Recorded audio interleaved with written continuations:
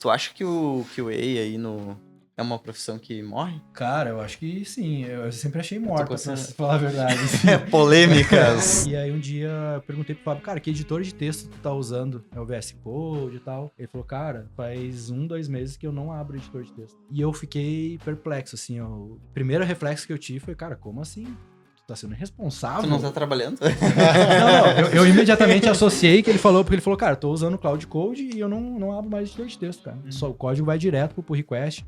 Eu olho no pull request o que ele fez. E se tem algum ajuste, eu peço pro Cloud Code e ele ajusta. Eu não edito mais ali as linhas de código. Uhum. Cara, uma coisa que eu observei. A galera de negócio conseguia entregar mais valor do que muito engenheiro. Daqui pra frente, eu não sei se eu contrataria mais no setup que tá meu time, que já tem um mix bom de pessoas júnior e sênior. Eu não sei se eu traria alguém júnior de engenharia. Talvez eu traria um júnior, um PO, um PM. Uma pessoa de produto pra codar.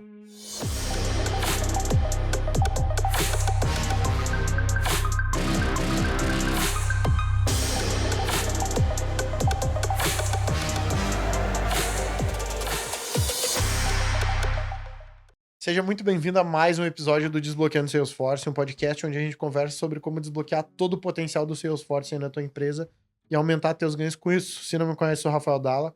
Tô aqui com o nosso expert em Salesforce, Ariel Dornelles. E aí, Ariel, beleza? E aí, Dala, tudo certo? Bora para mais uma, então. Boa. Então, estamos aqui com um convidado aqui, Fabrício. Beleza, Fabrício? Seja bem-vindo aí. Beleza, obrigado. Prazer estar aqui com vocês. Hoje vamos conversar sobre, já que o nosso convidado é expert em inteligência artificial, conversar sobre IA no dia a dia do dev ali, do desenvolvedor, beleza? Lembrando de já deixar o teu like, se inscrever aqui no canal, compartilhar. Lembrou durante o episódio de alguém, já compartilha esse episódio com essa pessoa e se surgir alguma dúvida durante o episódio mesmo, já deixa o teu comentário aí que a gente vai ter o maior prazer em te responder.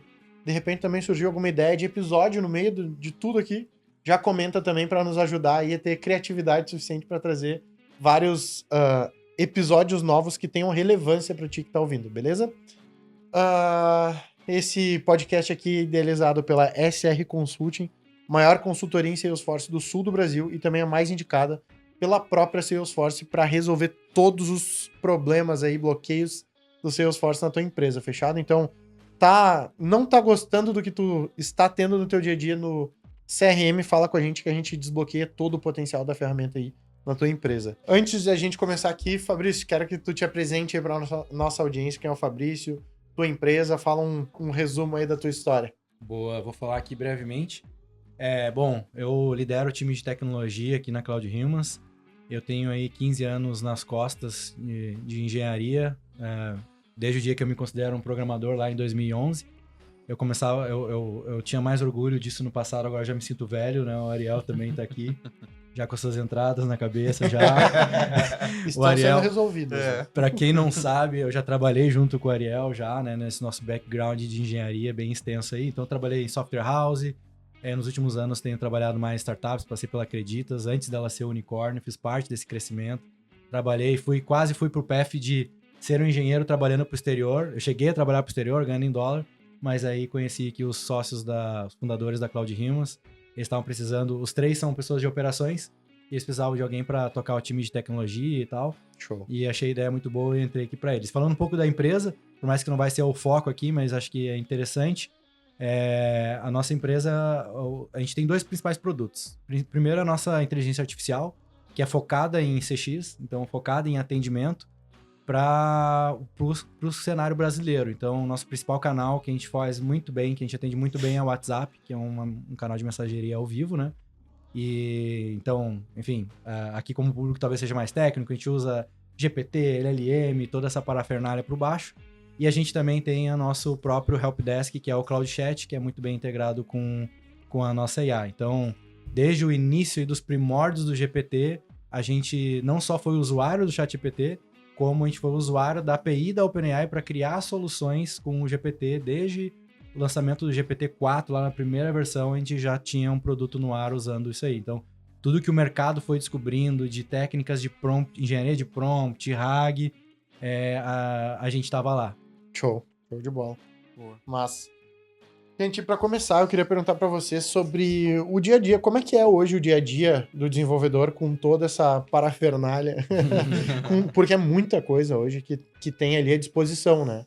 E a gente precisa Muito. definir o que vai usar, o que vocês usam hoje no dia a dia da vida de vocês dois. Fabrício, pode começar aí para nós. Boa, cara, é muito mesmo a ponto de ser difícil de controlar a ansiedade às vezes. Às vezes a gente tem que se dar o luxo de, cara, eu não vou conseguir acompanhar tudo que o mercado lança. Eu não vou conseguir ler todas as newsletters que chegam pra mim, todos os links que chegam pra mim. E a gente acaba se apoiando muito em pessoas que a gente sabe que estão usando bem. Então, eu tenho um grupo de amigos, assim, que quando a gente acha uma coisa muito interessante, manda pro outro. Às vezes o outro já tinha visto, às vezes não. Mas não é humanamente impossível ficar acompanhando absolutamente tudo que tem no mercado, né? E sim, tem muita coisa. A gente, como eu comentei, a gente usa, lá falando da Cloud Humans, né? A gente usa o ChatGPT desde o lançamento do GPT-4. E os primeiros usos de IA no desenvolvimento foi aquele clássico de chegar no ChatGPT, cara, tal coisa, gera um código para mim, copia o código, cola. Eu até fui muito cético por muito tempo de utilizar a IA para codar no mundo que a gente está hoje, tá? Eu já vou falar mais ou menos como é que a gente está hoje. Só um parênteses, isso dessa versão que tu falou para o que a gente tá hoje, uma fração de tempo, né? Muito, Evoluiu muito. rápido, né? Eu falo assim que Evoluiu muito rápido. esse ano, para mim, eu tenho 15 anos de carreira em desenvolvimento. Nenhum ano desses, pelo menos, que eu participei, foi tão impactante quanto 2026. Então, quando chegou lá o ChatGPT, a gente começou a usar, putz, foi um puta ganho comparado à vida do engenheiro que ia no Google, mandava pergunta, abria o Stack Overflow em várias abas, copiava um código, tá? Pô, já melhorou bastante. Ter o ChatGPT que já te dá o código pronto, às vezes errava, tinha que pedir pra ele arrumar de novo. O mundo de hoje foi colossal. 2026 para engenharia foi colossal. O engenheiro que está assistindo isso, a galera técnica que está assistindo isso, se não mudou o teu modelo de trabalho desse ano pro ano passado, acende o alerta vermelho. Provavelmente tu ainda não mudou tua realidade para um negócio que é inevitável. E aí quando eu falo de eu mesmo era cético, não cético no sentido de evolução da AI, mas o Ariel me conhece, eu sempre fui um cara muito... Eu recebi muitas ofertas de emprego na minha vida por ser um cara muito bom no código. Um cara, especificamente parte de design, arquitetura de código. Cara, eu li todo o livro, o Blue Book lá, o DDD do Eric Evans, eu li o Red Book, eu li, cara, Clean Code. Então, eu sempre gostei muito disso, dessas práticas. Eu cofundei a trilha de design de código do TDC. Sempre fui muito participativo na comunidade, né? Antes de ir para Acreditas, eu tive ali alguns anos que eu fui muito referência tanto na empresa quanto na comunidade técnica. Então, assim, isso sempre foi um negócio que eu tive muita paixão, assim, de craftar o meu próprio código. E eu ainda digo, ainda hoje, se comparar o meu código com a IA, o meu código, em termos de clean code, pelo menos, é melhor que o da IA. Porque ela foi treinada com a média dos códigos que tem por aí. E, geralmente, clean code é um negócio que não é tão praticado no treinamento. Se for pegar toda a base de treinamento dela é o quê? Cara, GitHub, Stack Overflow e tal. E o geral dos códigos não é código bonito, mas é código que funciona, então tá bom. E também não é como se ela fosse horrível, mas eu ainda me considero, se for comparar, melhor que ela. Só que o que mudou hoje, e aí falando um pouco mais agora de 2026, foi ali em janeiro para fevereiro. Uma das coisas que eu me orgulho muito aqui da Cloud Humans é o time de tecnologia que eu consegui construir. Nosso time é pequeno, tem na média de 12 pessoas. E a gente está concorrendo com empresas de AI internacionais que tem 200 pessoas. Então, muito disso é de a gente conseguir fazer mais com menos pessoas, mas pessoas muito foda. Eu tenho hoje pessoas no meu time que eu jamais imaginei que teria comigo na empresa. Pessoas que passaram por Dream Team, que eu chamava de Dream Team, e eu consegui montar aqui quase que pegar várias pessoas dos melhores squads que eu tive e hoje estão aqui na Cloud Humans, e eu tenho muito orgulho disso. E aí eu li pro janeiro, fevereiro, eu falei com um desses engenheiros, o Fábio e o Jordano. Fábio Junqueira e Jordano Trombeta, pra quem quiser procurar aí. E eles falaram pra mim que, cara, eles estavam usando ali, eu já sabia que eles estavam usando bastante AI, e aí um dia eu perguntei pro Fábio, cara, que editor de texto tu tá usando? É o VS Code e tal? Ele falou, cara, faz 2 meses que eu não abro editor de texto. E eu fiquei perplexo, assim, o primeiro reflexo que eu tive foi, cara, como assim? Tu tá sendo Tu irresponsável? não tá trabalhando? Não, eu imediatamente associei que ele falou, porque ele falou, cara, tô usando o Cloud Code e eu não abro mais editor de texto, cara. Só o código vai direto pro pull request, eu olho no pull request o que ele fez. E se tem algum ajuste, eu peço pro Cloud Code e ele ajusta. Eu não edito mais ali as linhas de código. E, cara, se isso tivesse vindo de qualquer pessoa, primeiro que com ele eu já fiquei cético. A primeira reação foi, que responsabilidade é essa? E o cara, sério? Se fosse outra pessoa, provavelmente eu não teria aprofundado tanto. Mas mano, me mostra o que tá fazendo. E nisso eu comecei a conectar com outros. Qual é a cagada? Deixa eu ver essa merda desses seus códigos. E aí eu comecei a falar com outras pessoas, outros engenheiros que eu tenho, enfim, galera que tá trampando pra gringa também, cara, staff engineer e tal. E eu vi que não era tão comum, assim, a galera, nossa, cara, talvez eu esteja perdendo algo aqui, Fabrício, porque eu ainda abro editor de texto, eu ainda uso muito AI, mas... E aí eu comecei a entrar com o meu time, e ao mesmo tempo o nosso o CEO, que é o Ian, ele é um cara muito conectado, cara, tá o tempo inteiro lá em Silicon Valley, ele mora em Nova York, e ele curte muito, diferente de mim, eu evito falar com pessoas, ele adora falar com pessoas, tá sempre indo em evento, então ele conhece muitos founders, inclusive founders técnicos, e ele falou, cara, Fabrício, eu tô vendo aqui, e eu acho que a gente tá, não vou dizer ficando pra trás, porque a gente ainda deve estar na frente, no mercado em geral, mas eu tô vendo a galera usando o negócio no extremo, deixa eu te mostrar uns negócios, cara, acho que a gente vai ter que aprofundar nisso, e ao mesmo tempo associei isso com uma conversa que eu tive ali com o time de engenharia, e aí eu comecei a entrar e aprofundar, e cara, realmente pivotal a diferença, assim, pivotal. Hoje, qual que é o nosso dia a dia lá de desenvolvimento? Primeira coisa, a gente...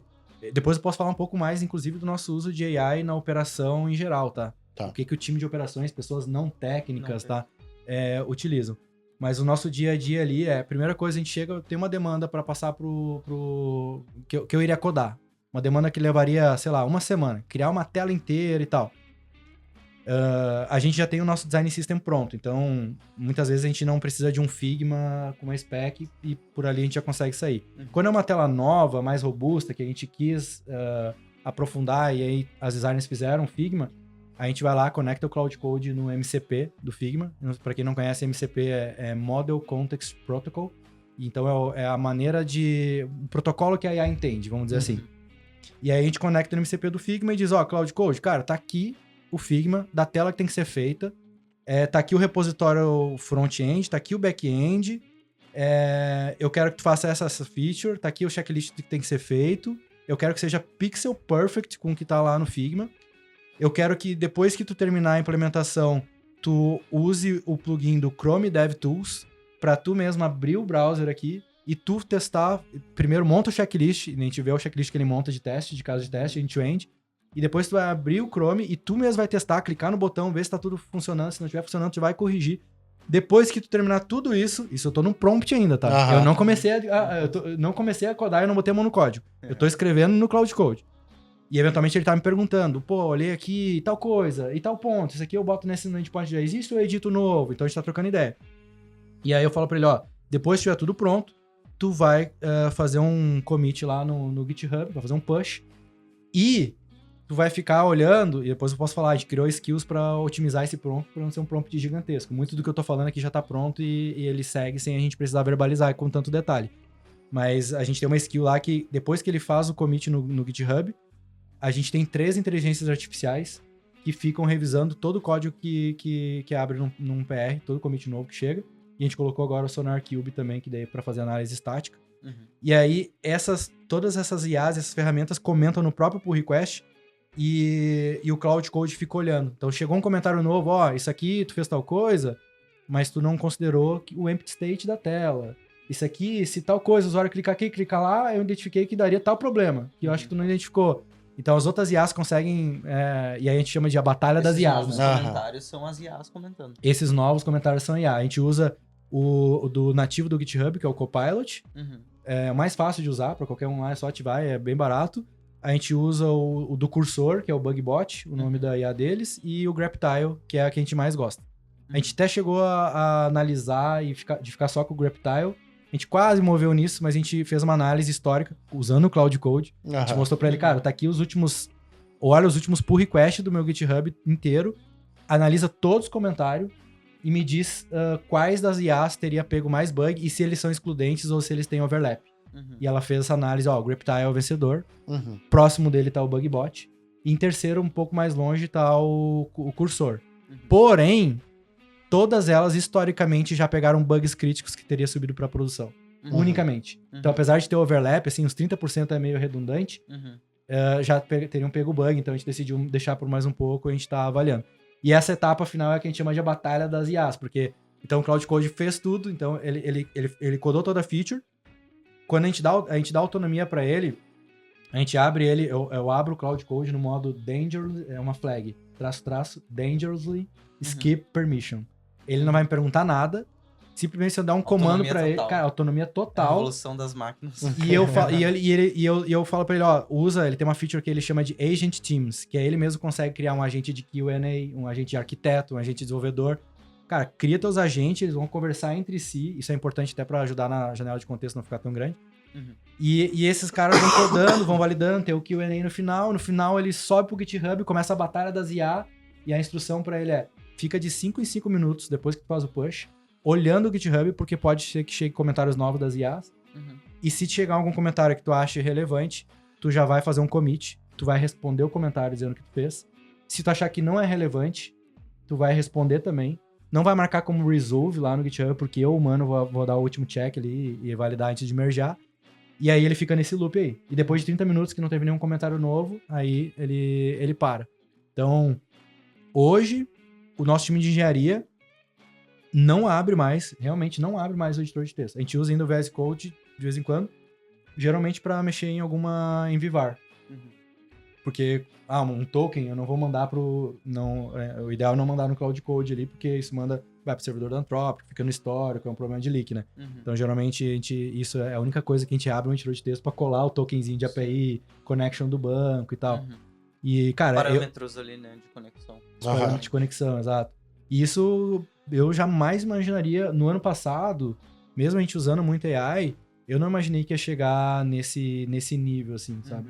A gente tem o nosso time de suporte, quando os nossos clientes abrem um ticket reportando bug, o nosso time de suporte pergunta para uma IA que a gente criou, que ela tem acesso a todo o GitHub, ela acessa o nosso Metabase para fazer query no banco, ela acessa o Datadog para ver logs de aplicação, e ela faz o troubleshooting, e uns 30% dos tickets hoje, ela já consegue resolver sozinha, ó, já achei, o problema é isso, não é bug, ou sim é bug, eu vou abrir um card aqui pro time de tech, e a gente, acho que esse mês ainda em junho, a gente vai começar a testar o piloto de ele mesmo corrigir alguns bugs que a gente julgar que faz sentido ser corrigido. Então essa é a loucura do ano de 2026 que eu não imaginava. Inclusive, e aí voltando no ponto, né, de que, cara, eu sempre fui o xiita, amante do Clean Code. Eu me peguei mês passado, assim, conversando com a galera. A gente tava abrindo um pull request, revisando. A gente ainda faz a review do pull request, só que a review agora do pull request, ela passou a ser não do código, e sim da descrição que tá no pull request e da arquitetura que foi seguida. Então, fiz isso, fiz aquilo, as decisões que eu tomei foram essas, mas a gente vê o alto nível. Porque a velocidade de código é tão alta que o gargalo agora virou esse. Sim. Já era meio que um gargalo muitas vezes, a revisão de pull request sempre foi uma dor. Cara, hoje a gente tá commitando em média o dobro, entre o dobro ao triplo do que a gente commitava e abria de pull request no início do ano, ou no final do ano passado. Então, é humanamente impossível a gente conseguir acompanhar e ver todos os códigos ali, mas quando a gente acha alguma coisa, o que a gente faz? A gente vai lá, comenta para a própria IA nos arquivos do próprio repositório, ó, aconteceu isso, não pode acontecer, se tarará, você tem que fazer assim, sempre valide tal coisa e tal. E basicamente a nossa análise é da estratégia geral que a IA seguiu e dos guardrails que a gente tá botando, que precisa botar para ela não acontecer aquilo de novo, a gente não ficar, né? Porque esse loop também às vezes demora, das IA, manda, ele corrige, né? Então, aí geralmente essa tarefa que eu falei que levaria uma semana, agora ela termina em 1 hora, a primeira versão dela, sempre com algum bug, não é ainda pronto. Então, falando de uma tela completa, né? Se for alguma coisa mais simples, às vezes é one shot e já sai um bagulho bombando. Mas uma tela completa, cara, sempre passa uma outra coisinha. Então ainda tem o Q&A, que o próprio, no nosso caso, a gente não tem pessoas de Q&A. É o próprio dev que vai lá e faz. Ele valida, então dá algumas correções. As próprias IAs estão achando já bug lá. Hoje em dia, aproveitando o gancho aqui, Aham. interrompendo um pouquinho. Tu acha que o QA aí é uma profissão que morre? Cara, eu acho que sim. Eu sempre achei morta, pra considerando. falar a verdade. Assim. É polêmica.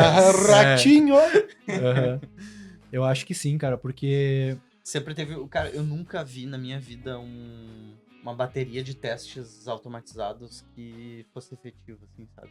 Sim. No QA tem muito essa questão, como é que é? O Quality Assurance, né? Uhum. Que é o profissional que ele faz testes. Então, e aí a gente tem evoluções disso que o cara que constrói, desenvolve testes automatizados. Uhum. Que é até o exemplo que o Fabrício trouxe que ele pediu pro Cloud fazer Sim, isso. sim. Uhum. Usa o Chrome DevTools, né? Isso. E clica e simula. Isso Sim. daí, Navega. normalmente o desenvolvedor, o QA ali, automatizador, ele faria um Selenium, ele desenvolveria lá, tipo um Java da vida, Uhum. e ele implementa. Aquilo funciona. Mas assim, quando eu começo a entrar em muitos casos de uso, cara, eu tenho que deixar 2 dias rodando a bateria de testes automatizados lá. Eu nunca vi na prática aquilo, Essa sabe, sendo eficiente. Sim. É uma das dores do teste end-to-end, né? Que ele é muito demorado de executar. Muito E a outra dor foi resolvida, que ele sempre foi muito difícil de manter. Uhum.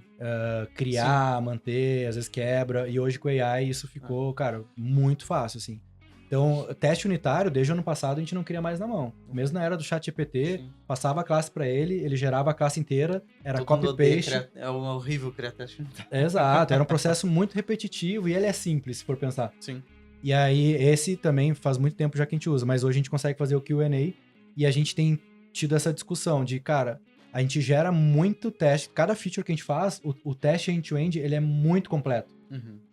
Tão completo que se a gente começa a concatenar isso numa bateria que vai sempre sendo concatenado novos pro futuro, pra ter uma regressão completa, é o que tu falou, vai demorar 3 dias pra eu saber, porque é muito demorado, né? Então a gente tá nessa discussão, cara, o que a gente seleciona pra ir ou não, e não é algo que a gente ainda tá muito... Pois é, então essa bateria de teste é a nível de desenvolvimento, né? Que daí tu É a pede nível pra de ele fazer desenvolvimento. os testes end-to-end a nível de desenvolvimento, mas digamos na tua esteira, no teu pipeline oficial, pô, eu não vou, uma nova release, eu não vou mandar teste end-to-end pra Hoje tudo praticamente ali. não tem, assim, Aham. e essa é a discussão que a gente tá. Hoje a gente tem, sim, o fluxo core da nossa aplicação, que no caso da Cloud é um cliente, a gente simula um cliente abrindo um ticket real, esse ticket chegando no WhatsApp, e ele é um teste realmente end-to-end mesmo. Sim. Bate no nosso Cloud Chat, a IA responde, passa por todas as nossas stacks ali, então é o cenário crítico de um ticket chegou, ele vai ter resposta, e ele vai ser resolvido até o fim.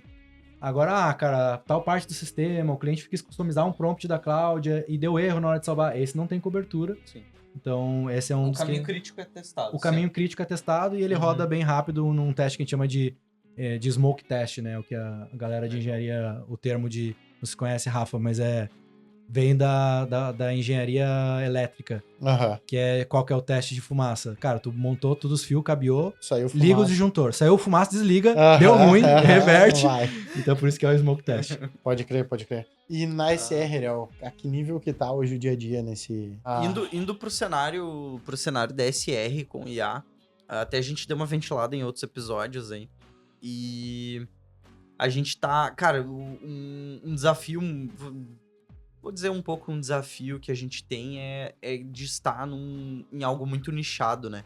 Então, até complementando o ponto ali, colabora da opinião inicial lá do Fabrício sobre ser cético quanto a IA. Eu era mais ainda pra Salesforce, porque, cara, lá no início eu olhava, dava pra ver nitidamente que a IA ela não entendia os objetos do Salesforce, não entendia relacionamento, porque é algo muito específico, é dentro de um produto. É um produto que virou uma plataforma, né? E com quase a sua linguagem de programação própria, então tem as suas peculiaridades. E aí, talvez até meio da questão de ter aquela disrupção de assim, opa, como assim o desenvolvedor não... Como assim? Agora uma IA faz o que o desenvolvedor... O cara passou a vida toda estudando e tal, um negócio foda. Esse é teu background, tu sabe a complexidade que é. Uma coisa é um leigo chegar e vai matar o desenvolvedor, outra coisa é... Exatamente. É ser o desenvolvedor, eu vi essa afirmação. Aí, então eu era mais cético ainda, né? No sentido desse nicho aí de Salesforce, eu via que, cara, eu pedia pro ChatGPT, ainda o Anthropic não tava no hype que tá hoje. pedia pro ChatGPT, ele fazia um monte de merda, lookup ali, relacionamento customizado, ele replicava relacionamentos, né, tipo, entre objetos e coisas assim, ele não tinha conhecimento das funcionalidades ali do Salesforce, então eu fui pro caminho de, cara, não serve, deixa aí. Pelo menos temporariamente não, né? Esse era exato. Tu testou e validou, eu fiz isso várias vezes. Tipo, cara, peraí, deixa eu ver esse hype. Não, é forçado. Não. Uhum. Até que um dia eu testei, caralho. Chegou o dia.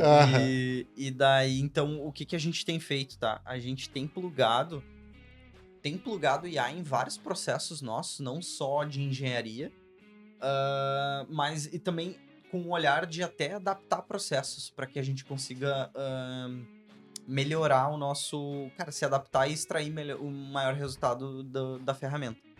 E alguns processos a gente já adaptou, e aí a gente tá realmente com IA embarcada, principalmente o que tá mais validado e já tá funcionando, vamos dizer, quase praticamente o voo de cruzeiro, é na ponta de pré-vendas, vendas e kickoff de projeto. Tá? Ali a gente tá bem avançado com as nossas ferramentas de IA, onde lá em nível de reuniões de diagnóstico, até, na verdade, vou dar um passo anterior. Antes de reunião de diagnóstico, já até para preparação, para fazer a primeira reunião com o cliente, ela já faz todo um estudo, né? A gente consegue buscar informações, com as informações que a gente já tem, informações que tem na internet, etc., disponíveis. A gente consegue fazer um dossiê do cliente, como se fosse assim. Então, cara, trazendo dores comuns do segmento, sabe? Pra tu ir mais preparado, falando mais o linguajar ali, né? Os termos de negócio daquele cliente, pra mostrar que, cara, tu tem um domínio ali em relação ao segmento daquele cliente. Então, tu vai muito mais preparado já para essa primeira reunião. E já nessa primeira reunião, é plugado, tipo, a gente tem nessa IA, já ela escuta todas as nossas reuniões, ela tá presente lá, tanto em transcrição quanto gravações. Qual que é isso? Segredo de... é segredo industrial. Industrial, eu te falo no off. É bom. E aí, isso já vai alimentando ali, né, o nosso sistema. Um outro ponto que agora eu já tô trabalhando é em a gente já, a partir desse processo, já ir plugando isso tudo, alimentando o nosso CRM, né? E aí, cara, ele entra, então, nessas reuniões de diagnóstico, a gente já consegue, o nosso time, ele não precisa ficar anotando questões de escopo, desafios e etc. A gente já parte, no momento que termina essa reunião de diagnóstico, a gente já começa a ter os primeiros templates ali de diagnóstico, de proposta de solução técnica, cronograma de projeto e etc. A gente já tem toda a parte de design visual ali, identidade visual, né? As guidelines de marca e tudo mais. E aí a gente já consegue também já ter o material de proposta. Então a gente já manda a proposta, tudo isso no nosso processo já por IA. Depois disso, cara, e o feedback, nessa esteira que a gente tá validando até agora, já o feedback é muito positivo e também reflete já até na taxa de conversão. Né? Então, de fato, a gente tem ganho muitos deals ali já por... Cara, os feedbacks são assim, a profundidade a profundidade da proposta técnica, o nível de entendimento que vocês tiveram das nossas dores, do nosso negócio, nos deram total segurança de que vocês são mais indicados para seguir com a gente nesse projeto. E velocidade também, provavelmente. E velocidade, com certeza. Muito. Tanto que eu comentei, foi pra ti ali no off que eu comentei que o volume de negócios que a gente tá disparando, porque a nossa venda ela é complexa pra cacete. Sim. E ela é demorada, então. E, cara, demanda muito esforço do vendedor. E aí a gente precisaria tranquilamente de pelo menos dobrar ou triplicar o time comercial ali, sabe? Se não tivesse esse apoio, né? Essa IA embarcada já no processo, e o processo já adaptado para melhor utilizar ela. Beleza. Às vezes tem algumas etapas no nosso processo comercial que é a construção de ambiente de demo org e tudo mais. Uhum. Ali a gente já tá também 100% embarcado na IA. Então a gente já também ganha muita velocidade. Então a gente teve recentemente um caso ali para um cliente nosso que ele tá orçando para contratar uma ferramenta do Salesforce, o Marketing Cloud Next, que é a nova versão ali do Marketing Cloud já embarcada dentro do CRM. E em questão de um dia pro outro, o nosso time Vibe codou uma demo org ali de Marketing Cloud já funcional, mostrando os fluxos, regras de comunicação pro cliente. E, cara, o feedback já dessa primeira reunião foi sucesso, vão avançar. Show. E nisso, cara, num tempo hábil, assim, absurdo. Isso era uma coisa que era muito dor de cabeça pra gente. Quando o cliente pedia uma demo org, a gente pensava, puta merda. Investimento alto, não sei nem se vai converter. Isso entra tudo no CAC, né? Então... mas assim, às vezes o problema não é nem isso. O problema é, cara, tá todo mundo já em projeto. Quem é que a gente vai botar pra fazer uma demo, configurar... Trabalho braçal, né?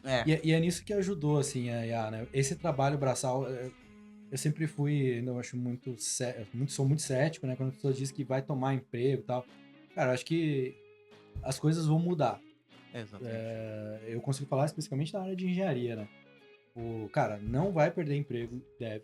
O dev continua sendo importante. E o dev que é aquele que é um cara... Porque, assim... Eu acho que vai aumentar a demanda pelo dev. Vai aumentar, com certeza. Porque a lógica das pessoas é, a IA vai fazer o trabalho do dev, portanto vai sobrar dev no mercado. Não. A barreira de construir um software, ela diminuiu. Era muito caro construir um software. Precisava de um dev. Vai aumentar. Agora vai ser muito mais... Era aquela coisa assim, alguém... Cara, quanto é que sai pra fazer um meu aplicativo? E morre ali já, porque o orçamento não bate, exatamente. Eu queria fazer um negócio aqui pra ver meus investimentos na bolsa, não achei nenhum sistema que faça, eu queria fazer um bem customizado. Cara, eu dev, várias vezes tive coisas que eu gostaria de fazer, eu seria capaz de fazer, eu não fiz porque ia demorar muito tempo. Sim. Então a barreira de entrada pra construir qualquer software, ela diminuiu. E isso vai ter uma mudança drástica no mercado. Então a gente vai começar a ter o que a galera chama de micro SaaS, as coisas muito mais focadas. Sim. É uma coisa que as empresas grandes vão ter que acordar e talvez percam um market share ali. Não tenho dúvidas que uma empresa, cara, absurda como um Salesforce da vida vai ser impactada e correr risco de vida, não tá discussão. Mas, cara, as soluções de nicho, elas vão ganhar mais poder. E aí, eventualmente, as soluções de nicho vão ter que ser gerenciadas, porque eu consigo fazer com Vibe Coding uma primeira versão de uma POC. Agora, cara, a parte de colocar isso de pé numa infraestrutura ainda não é tão trivial. Saber a arquitetura por trás de uma maneira que isso vai escalar e que vai ser barato, aqui começa já a fazer muito sentido ter o expertise de um tech, de um engenheiro. O engenheiro mais experiente, o valor dele de mercado aumentou. O que eu acho que vai ter uma dificuldade enorme é os júniors. Então, os júniors é um negócio que hoje eu falo muito quando a galera tá pensando, eu quero começar na área de tech e tal. Nunca foi fácil, eu sempre falei para as pessoas, cara, é um mercado que vale muito a pena, paga bem, mas a barreira de entrada é difícil. Eu nunca me esqueço, minha primeira experiência foi na CWI em 2011. Naquele ano eu fiz 11 entrevistas. E ela só foi a única que eu passei. Todas as entrevistas focadas em desenvolvimento. E olha que, cara, eu já estava bem avançado na faculdade, já tinha feito o curso técnico, já tinha noção de várias linguagens de programação. Então sempre foi difícil a barreira. Hoje ela se tornou ainda mais difícil, especialmente para aquele engenheiro que é a gente chama de o pizza por baixo da porta. Aquele que não quer falar com ninguém, o cara não tem soft skills, não entende bem do negócio. Sempre esse foi um diferencial de um engenheiro que, além de ser bom tecnicamente, se tivesse isso, nossa, a gente chama de galo cinza, né? Essa pessoa continua tendo muito valor. A outra pessoa que tinha dificuldade de comunicação, ela começou a ficar um pouco mais exposta. Então, um exemplo... Aqui, vendo pela própria Cloud, quando a gente começou ali por janeiro, fevereiro, em abril, foi mês passado, a gente lançou uma campanha, vamos dizer assim, interna na empresa. Cara, todo mundo vai codar nessa porra. Inclusive o time de operações. Sim, se não sabe o que é pull request, GitHub vai aprender agora. E a gente quer testar ao extremo quais dificuldades que alguém leigo tem e o time de engenharia vai... Cara, a gente fez essa loucura. Foi em abril, o mês inteiro de abril. Foi o nosso spike de pull request, foi o spike de bug também. Teve muita coisa, cara, que pull request que a galera abriu, a gente olhou lá, Rafa, legal, toca fora esse que tu fez. Show. Porque a maneira como que tu tomou as decisões aqui, porque a IA, às vezes, ela vai te pedir umas decisões arquiteturais que ela não sabe, e nem Sim. sempre ela vai te sugerir nas melhores. E aí teve muita decisão, cara, não, horrível, isso aqui, toca fora. Ah, não, eu posso... Algumas vezes a gente chegava ali, não, pede pra ela ajustar isso aqui, ela botou isso aqui no lugar errado, devia estar naquela API, não nessa. E de fato não tinha documentação, porque o mundo não estava preparado para AI. Sim. Nosso repositório não tinha um documento lá escrito, ó, isso aqui é sobre isso, aquilo. Nosso time é pequeno, porra, a gente tem 12 engenheiros, então tinha muita coisa que tava na cabeça da galera. E a gente teve que começar a documentar essas coisas para que saísse melhor. Mas nesse período de abril, cara, uma coisa que eu observei, a galera de negócio conseguia entregar mais valor do que muito engenheiro. Porque eles conseguiam fazer coisas simples no produto. Tipo, cara, ajustar um label, fazer isso aqui, fazer uma funcionalidade nova. Eu vou dar um exemplo de funcionalidade que o CEO fez, tá? A gente tem uma funcionalidade que é disparo proativo de WhatsApp. É muito usada pelos nossos clientes. E não tinha isso para e-mail. Então tu não podia fazer um disparo proativo, porque o reativo a gente atende e-mail. Mas eu não conseguia fazer um proativo de e-mail. E ele foi lá e implementou essa funcionalidade. O WhatsApp a gente não tinha até então, apesar de a gente ser muito focado no WhatsApp, tinha uma coisa que a gente tinha um gap, que é o WhatsApp permite que tu crie templates lá na Meta, né, com botão e tal. Sim. E a gente o cliente tinha que ir lá na Meta, criar o template, e aí ele importava no nosso sistema. Mas ele não conseguia gerir o template, mudar, adicionar pelo nosso sistema. Isso foi feito pelo CEO também. As features que os clientes mais celebraram que a gente entregou foram feitas pelas pessoas de produto ou pessoas de operações que estão ali no dia a dia ouvindo o cliente. E a gente sempre incentivou que os devs fizessem isso também, mas, cara, às vezes a gente não consegue chegar lá. É diferente de alguém que tá dia e noite falando com o cliente, A galera de sales que tá todo dia, mano, todo dia o cara me pede isso aqui. E eu peço pra vocês engenharia, vocês dizem que é muito difícil, ou que não sei o quê, que falta, ainda não é tão relevante. A galera foi lá e fez. Então, isso é uma coisa que eu acho que mudou muito, assim. E que eu penso pro futuro, não tá martelo batido ainda, mas talvez daqui pra frente, eu não sei se eu contrataria mais no setup que tá meu time, que já tem um mix bom de pessoas júnior e sênior. Eu não sei se eu traria alguém júnior de engenharia. Talvez eu traria um júnior, um PO, um PM, uma pessoa de produto pra codar. Pra ser uma pessoa que coda e sobe pro request. Porque, claro, eu tenho pessoas sêniors que vão ser a minha barreira aí de opa, fez merda aqui, eu vou ser o guardião. Não, cara, aqui essas pessoas não vão perder o emprego. Elas são mais valorizadas hoje ainda. Elas são as que criam a stack, que eu chamo até de... os meus seniors, são as pessoas que botam rodinha na bicicleta pra que os outros possam ir lá. Eba, olha o que eu tô fazendo aqui, papai. Sem as mãos. Sem as mãos, ó, beleza. Chega aqui, não, vem cá, filhinho, deixa eu botar um capacetinho aqui, ó. Porque eu acabei de olhar que um ali já deu na parede, já tá sangrando, já foi pra UPA lá. Então, a pessoa sênior, ela tem mais valor ainda, porque ela consegue multiplicar mais ainda os demais, né? Cara, pergunta genuína aqui, porque isso que tu tá falando é uma sacada muito boa, mas eu fico pensando, não deveria ser assim. Porque, tipo, por que pelo fato de ter uma IA, ou seja, facilitar com que as outras pessoas possam criar funcionalidades pro produto, tipo, que daí eles entregam... Deixa eu reformular isso. O que tu tinha comentado, que, cara, o pessoal de produto foi quem mais gerou a funcionalidade de valor. Mas, tipo, por que beleza, ele conseguiu implementar isso porque a IA proporcionou pra ele capacidade dele fazer essa entrega. Mas no fluxo anterior, por que a demanda não era entregue? Tipo, ele não... Sabe? Esse é um ponto que... talvez tentando fazer um contraponto no sentido de que... Tipo, a IA facilitou, com certeza, teve essa vantagem de facilitar, tipo, eliminar barreiras, vamos dizer. Talvez, aí o que eu quero provocar é que, será que daqui a pouco não é um ruído de camadas, de sintoma de um problema maior, de antes, sabe? Né? Eu entendi o ponto, eu acho que parte sim e parte não. Tipo, acho que a parte sim é, lá na cloud, e de novo, me orgulho muito do time, uma das coisas que eu sempre fui muito vocal, já na contratação, galera, vocês, quando falando com o engenheiro, né? Tu vai ser uma pessoa de produto aqui dentro. O nosso time de produto é muito pequeno, ele não dá conta.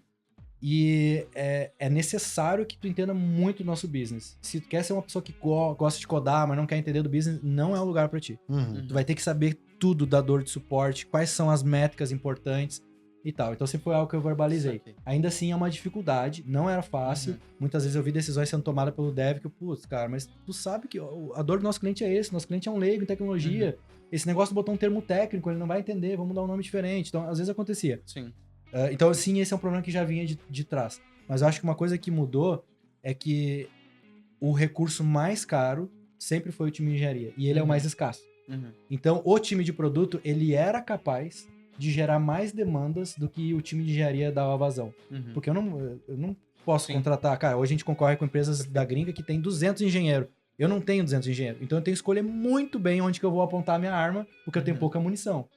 Esse é o nosso diferencial, o diferencial de qualquer empresa. É focar, entender a dor do cliente e acertar. Eu acho que a gente sempre fez muito bem isso. Mas não é que, tipo assim, eu tenho 3 tiros pra dar. Mas tinha, cara, 10 que era muito bom e não tinha vazão. Quando a gente liberou o cara que tem as ideias, que é o PM, e ele faz isso melhor, a galera de negócio faz isso melhor que o engenheiro, por mais que eu incentive a galera de engenharia, não é esse que eles foram treinados para. Não é o que o mercado treinou eles para, até eles chegarem aqui. Quando liberou isso, cara, eles antes tinham um recurso limitado de engenharia. E agora esse recurso expandiu. E tem coisas que eles não precisam mais de um engenheiro. Uma outra mudança que teve, a gente sempre usou muito freelancer na Cloud Humans, em todas as áreas. E a gente até hoje a gente usa. Cara, freelancer, designer, a gente não tem designer, é freelancer. Freelancer de engenharia. Tem tarefas que não são tão prioritárias pra gente estar discutindo o produto na daily e tal, mas tá tão claro o escopo, cara, deixa eu pagar aqui pra um freelancer que já tem um leve contexto da nossa plataforma, a gente já onboardou ele e tal. Então a gente sempre fez isso. Em abril a gente parou. A gente tinha 3 freelancers ativos que faziam feature pra gente, em engenharia, e a gente parou. E a provocação veio do próprio time. Galera, não tá mais valendo a pena. Porque qual que era o nosso processo? A gente aprendeu que para passar para freelancer, tinha 2 requisitos. Tu tem que passar o escopo muito claro. Diferente de, o Ariel é um dev do meu time, eu posso passar mais quadrado, porque eu sei que o cara vai bater no peito, ele vai lapidar aquele problema, ele vai atrás e ele não vai fazer uma solução quadrada. O freelancer não tem esse contexto, não tem nem as pessoas para perguntar. Não tem acesso ao cliente. Então, primeiro ponto, tem que passar a demanda clara. Segundo, tem que validar o que ele fez no final, porque a gente vai subir. Esse primeiro passo, ele virou o prompt. Então, o próprio time fosse um engenheiro sênior falou, galera, ele trouxe a provocação, assim, a gente viu que tava tendo muito vai e volta com o freelancer, ele sempre teve. A gente passou a demanda, o cara uma semana depois liberou algo que um engenheiro nosso faria um dia, mas beleza, não era tão prioritário, então tudo bem esperar uma semana. O cara coda à noite. Uma semana depois eu fui pegar, subi, deu bug, eu aviso o cara vai correr, porque eu não vou pegar o bug dele, eu não tenho nem contexto e tal. E aí um dia um engenheiro nosso falou, cara, não tá valendo a pena, pessoal, é o seguinte. E ainda teve resistência. Não, mas é que isso aqui a gente não priorizou e tal. E aí a gente sempre botava o dono, o engenheiro. Então, o Ariel é o engenheiro aqui. Ariel, tu vai ser o dono desse freelancer aqui, tá? Vai estar aqui um card no board assinado pro teu nome na dele pra falar, falei com o freelancer, ele vai fazer amanhã. E aí um dev falou, cara, se vocês me botarem como dono de algo de um freelancer, eu vou fazer com Cloud Code. Não vai ser freelancer. Porque a gente tem que passar o prompt, eu tenho que passar todo o escopo claro. Montar esse escopo claro é a parte mais difícil. Eu vou colocar no Cloud Code, ele vai 30 minutos depois me liberar o código, eu vou testar, que é a outra parte mais difícil, que ainda existia, e eu vou liberar, eu não vou passar pra fila. E a gente olhou e, cara, realmente, a gente não tem mais freela hoje. Desliguei o último freela que tinha, avisei ele, cara, obrigado, tal, foi útil até aqui, mas... Outra, o cara não tinha AI. Porque o nosso time, a gente paga o Cloud Code pra todos os times de engenharia. E no limite, sem limite. A galera bateu o limite dos 5x max, a gente paga. Bateu 20 max, paga. Estourou do 20 max, a gente tem contas backup compartilhada que a galera loga e usa. E acho que tá em torno de uns R$1.500 mais ou menos esse assinatura do Cloud Max 20x, né? O nosso freelancer não tinha... 1.500 mês? 1.500 por mês, reais. E 1.300, por aí. E aí esse freelancer não tinha, ele usava, cara, eu uso só o ChatGPT e tal. Então o cara demorava muito mais. Eu fui ver a hora, o cara cobrou tipo assim, cara, por, sei lá... E ele cobra por hora, então ele cobra por hora, mais, então, é melhor pra ele. Exato, criou um incentivo ruim. E eu pensei, cara, se fizer sentido, o cara é bem brother meu, ajudou a gente bastante. Falei, cara, não tá mais fazendo sentido, eu vou pausar. Mas se fizer sentido no futuro, a única maneira de fazer sentido é eu te pagar o Cloud Code. Porque o que tu demorou de horas aqui, cara, meu time demoraria 20%, assim. Sim.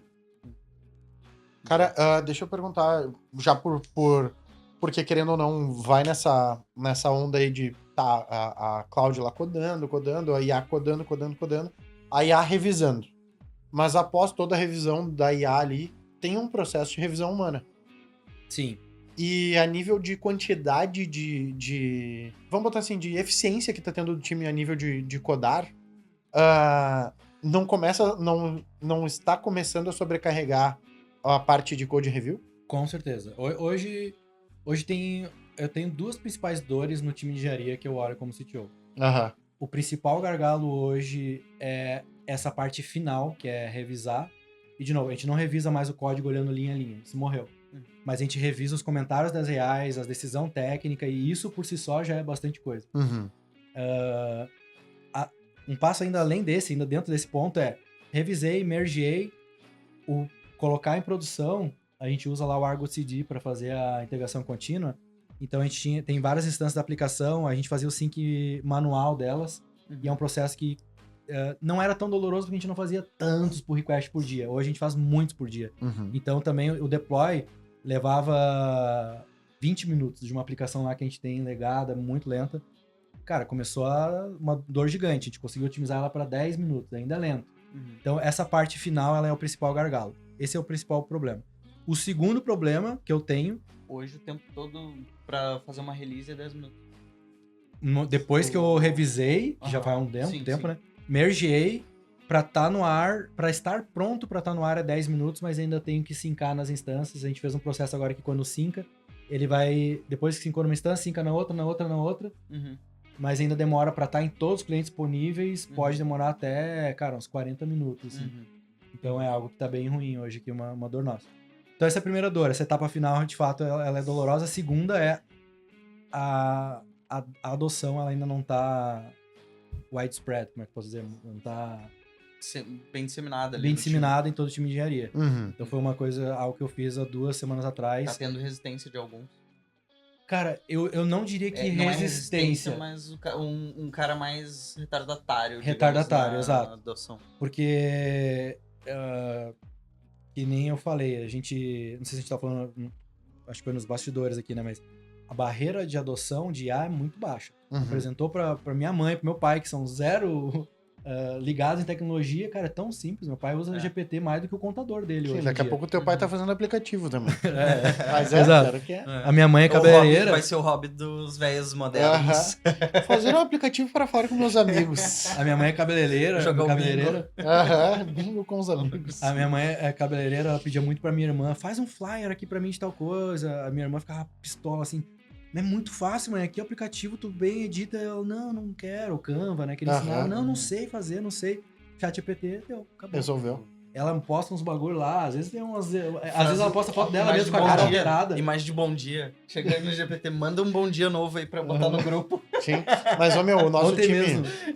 Ontem mesmo minha mãe postou no feed do Instagram uma foto abraçando um cachorro, que ela não tem. e a cara não era da minha mãe, porque é uma coisa que as IAs não mandam muito bem. Era outra pessoa, assim, mas ela não se ligou, mandou, foi pra frente. Então a barreira de adoção ela não é alta. Mas aí voltando ao nosso time, querer complementar, Rafa? Não, que eu ia falar. Tá com a tua mãe também. Na nossa, porque a minha mãe tem o login das nossas contas ali, né? Então tudo que ela gera lá a gente enxerga ali. Tipo, ela com várias fotinhos, tudo que é trend do Instagram. Tá lá minha mãe com a fotinho do meu pai, cheio de frasezinha em volta, não sei o que lá. E aí com o Brad Pitt, fazendo vídeo com o Brad Pitt então, naquela época. A barreira de adoção, ela é baixa, ela é inexistente, eu diria. No momento que tu mostrou, aderiu. Ela é zero pra ti. Sim.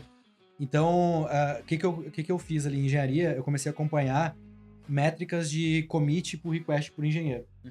E aí isso aqui já dá coceira no engenheiro quando ouve. Demais. Tô imaginando já que tem uns números assim. Cara, eu sempre fui muito, e ainda sou, muito crítico a comparar a engenharia com essas métricas. Sim. Não acho que é uma métrica boa, mas querendo ou não é um proxy. Não é que eu vou dar aumento pra alguém por linhas de código. Isso é burrice. Mas, cara, eu comecei a olhar que tinha, assim, engenheiro que tava abrindo 30 pull request no mês. Tipo, 1 por dia, em média. E outro 3. Eu, cara, esse cara aqui, o que tá abrindo 3 aqui, ele deve estar fazendo a coisa mais complexa do mundo. Eu fui olhar, não é um negócio complexo. E aí era especialmente algumas pessoas júnior. E eu, cara, mas não, o júnior consegue fazer mais, eu sei que consegue fazer mais. E aí eu entrei pra parear com essas pessoas. E aí, cara, eu tive a sensação, assim, de flip table, sabe? Lembra o meme de flip table, assim, não acredito que vocês estão fazendo assim. Tipo, a galera tava usando ainda meio que 2025. Cara, tinha ali o VS Code, com o Copilot no cantinho. Sim, cara, muito antigo, né? 2025. Cara, muito antigo. Muito Idade da pedra lascada. Assim, 7 meses atrás o cara ainda tava lá. Tá perdido. E aí sim, cara, tava usando a IAzinha ali no cantinho ainda do o Copilot, no próprio VS Code, falando. E pior, assim, falando, faz tal coisa, o negócio, posso fazer tal comando, aprovar? Não, cara, esquece, o negócio não erra mais, deixa ele tocar.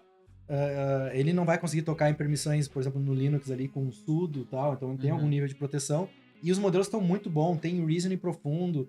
Eu tô usando o Dangerous Skip Permission e, cara, nunca tive nenhum incidente. Se um dia meu PC formatar, sem querer, eu volto pra vocês aqui e digo, opa, aconteceu um incidente. Mas eu tô há 4 meses... retratação. Exato. Tomem cuidado.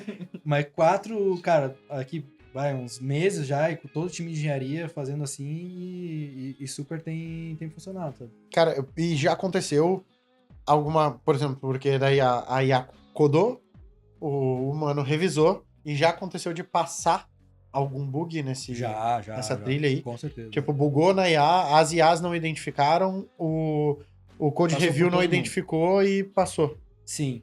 Cara, hoje, assim, se as IAs não protegerem, não acharem um bug, o humano não acha. Aham.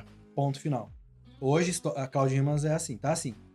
Se passou pelas IAs, bug eu digo no nível de código. Eu olhei aqui nessas 20 mil linhas... Não, 20 mil exagerei. Sim, sim. Nessas 800 linhas de código, achei que nesse if, se tal coisa. Não existe. E cá entre nós, Ariel, mesmo antes, o cara que achava esse problema numa review, nessa profundidade, era uma estrela do review de pull request. Sim, sim. A gente sabe que sempre foi uma dificuldade, a galera conseguia achar mais coisas de design. Cara, o nome dessa classe tá ruim. Tinha uns engenheiros que eram realmente fora da curva. Eu lembro de um cara, Regis, o nome dele, lá da Acreditas, ele era um mago da review. Esse cara pegou pra revisar teu pull request, cara, ele vai achar coisa. O cara já começava a suar já. Ele achou um, cara, que virou meme, assim, na empresa. Alguém criou uma feature lá, era uma landing page, e aí tinha aquele drop-downzinho de escolher o estado da pessoa. Sim. E, cara, tava lá hard-coded no front, de boa, os estados. E ele achou um comentário. Tá faltando tal estado, não lembro qual era. De caralho, mano! Tipo, como assim? Tu contou, tu olhou, tu nasceu nesse estado? Qual que era? Ele, não, cara, eu contei aqui a quantidade da REI no olho mesmo, vi que tava faltando, eu sei de cor quantos são, e fiz um diff aqui e vi que era esse que faltava e tal. Esse é o nível de brain power que o cara botava na review. Sim. Então hoje, voltando à tua pergunta, se a IA não pegou, o humano também não pega, a gente olha mais design, arquitetura, se os style guides do projeto estão sendo seguidos e tal, e aí já passou. Já passaram problemas. Já passaram problemas de performance, e aí esse de performance a gente foi lá e ajustou no arquivo da AI, tome cuidado para não fazer problema de N+1, tá aqui um caso que aconteceu histórico, para mitigar. Mas assim, se eu tivesse que dizer, com a quantidade de pull request que a gente sobe hoje, bruta, o número relativo de bugs é muito menor. Se tivesse essa mesma quantidade de pull request, que demandaria um time de engenharia o dobro ou o triplo do meu tamanho atual, teria mais bug com humanos. Show de bola. Gente, acho que é um assunto que a gente... Se a gente seguir aqui, rendeu. Não, e rende ainda, né? E outra, a gente consegue fazer a cada mês, tendo em vista que lá em 2025 o cara ainda usa coisa de 2025, entendeu? Então, assim, é o caso daqui 6 meses a gente consegue gravar mais uma semana de conteúdo, eu acho, aqui com tudo que mudou. Boa. Porque IA é uma coisa que tá absurdamente em mutação 24 horas, eu acho, por dia hoje, né? Mas, Fabrício, quero te agradecer mais uma vez aí pela presença aqui no podcast. Obrigado pelo teu tempo aí, por trazer também tanta densidade de conteúdo aí pra gente. Se quiser passar também tuas redes sociais já pra galera, passar a rede social da tua empresa. Boa.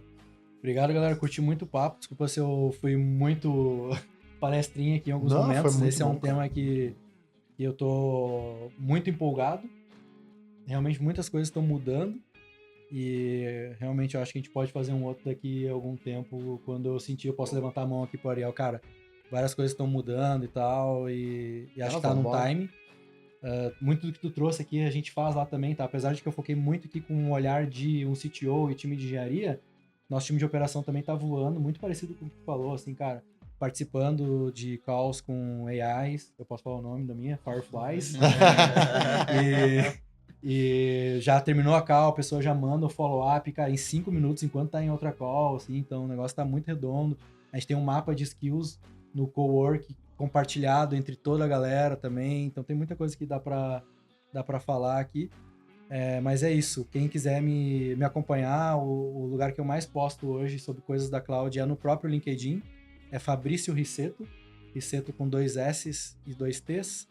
E sobre a Cloud Humans, eu vou passar o nosso site, cloudhumans.com, lá vai ter todas as redes sociais, inclusive o nosso próprio WhatsApp para quem quiser falar com a Cláudia e eventualmente falar com o nosso time de vendas também.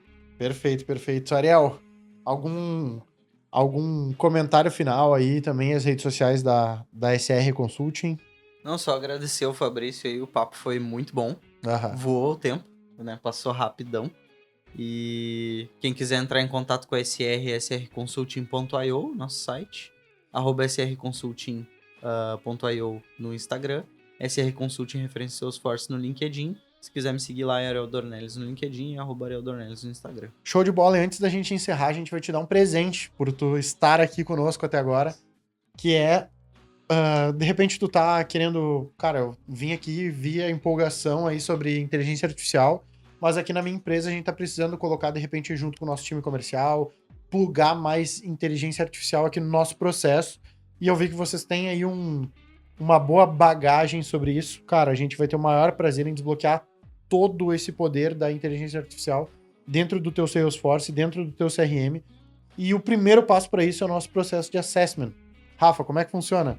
O processo de assessment ele tem um custo para algumas pessoas, menos para 2 pessoas que vão estar aqui nesse episódio, mas o custo pode girar aí 10, 20, 50 mil reais, dependendo da complexidade do projeto.